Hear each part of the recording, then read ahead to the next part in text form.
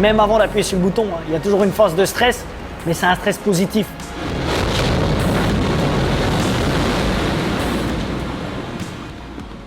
Aujourd'hui, on se situe sur la ville de Belfort.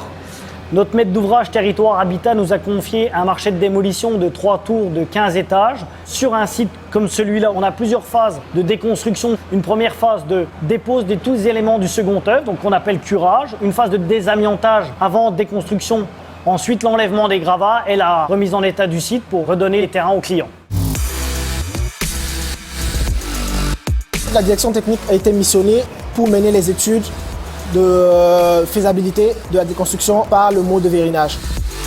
On étudie le bâtiment de telle sorte à créer des affaiblissements stratégiques. C'est-à-dire qu'il faut que le bâtiment il soit stable en phase projet et qu'en phase déconstruction, on puisse retirer tout ce qui rend stable le bâtiment et qu'on vienne le déconstruire plus facilement. Sur les projets de vérinage, il est impératif que les équipes travaux respectent les plans d'affaiblissement qui ont été définis et qui ont été validés. Sur chaque chantier, il y a des risques qui sont associés à nos métiers, effectivement. Donc nous, aujourd'hui, on utilise des moyens de prévention, que ce soit des protections collectives ou des protections individuelles. Nous, on a choisi de développer la réalité augmentée, qui est, on va dire, un dispositif de contrôle permettant de nous assurer que les modes opératoires qu'on a établis avec les notes de calcul associées sont bien respectés. Ils permettent de travailler en amont pour pouvoir mettre en œuvre les modes opératoires qui sont définis avec la direction technique.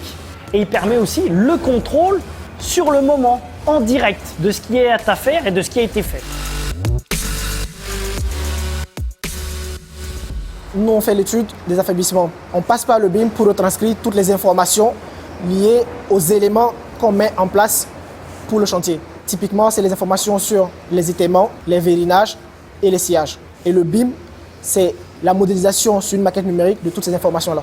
Le but, c'est de venir faire coller la maquette visuellement sur les éléments du chantier. La particularité de ce chantier, c'est la technique dite par vérinage. Donc c'est une technique brevetée par le groupe. C'est une technique qu'on appelle démolition douce. On va faire basculer le bâtiment en utilisant des vérins hydrauliques. On va plier les murs porteurs sur un étage.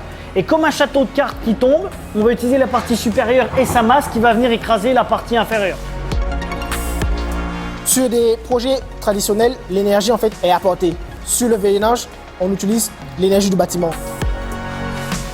Dans la déconstruction, contrairement à ce qu'on peut croire, on a beaucoup d'avance en matière de recyclage et de revalorisation. Sur ces 3 bâtiments-là, on va réussir à arriver à des taux de revalorisation de l'ordre de 98%. Et c'est une démarche qui est écologiquement et économiquement intéressante et responsable.